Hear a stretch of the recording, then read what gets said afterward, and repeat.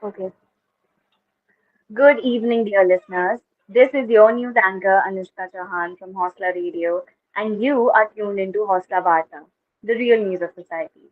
Let's dive into the top headlines from the past 2 days that are shaping India and the world around us. National news. India-Pakistan tensions escalate after Kashmir attack. Tensions between India and Pakistan have intensified following a deadly terrorist attack in Pahalgam, Kashmir, which claimed the lives of 26 people. India has accused Pakistan-based groups of orchestrating the attack, leading to a series of retaliatory measures, including the suspension of the Indus Water Treaty and revocation of visas for Pakistani nationals. Pakistan has denied involvement and warned that any disruption to water flow would be considered an act of war. Both nations have engaged in military exchanges along the line of control, raising concerns over regional stability. Apple to shift iPhone production to India amid tariff pressures.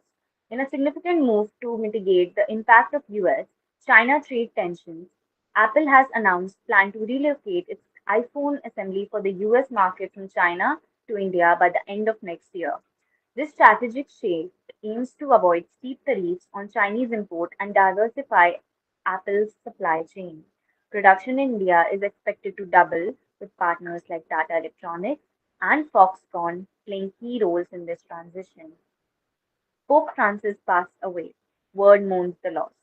Pope Francis passed away on Monday, prompting an outpouring of tributes from around the globe.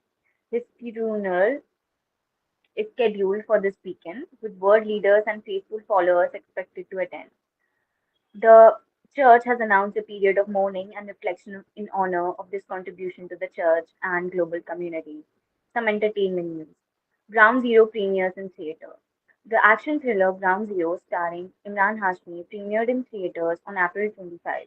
The film portrays the story of BSF officer Narendra Nath Siddhar Dubey and his mission against terrorist Ghazi Baba. Shot in the scenic locales of Jammu and Kashmir, the movie has garnered attention for its gripping narrative and performance. Phule biopic released amidst controversy. Phule, a biographical film on social reformers Jyotirao and Satyabhai Phule, was released on April 25 after facing delays due to objection over its portrayal of caste issues. Starring Pratik Gandhi and Pratilekha, the film sheds light on the couple's effort towards social equality and education reform in 19th century India. Sports news. Rugby Premier League set to debut in India. India's first franchise-based Rugby Premier League is scheduled to kick off on June 1st at the Mumbai Football Arena. This league will feature six city-based teams and aim to popularize rugby sevens in the country.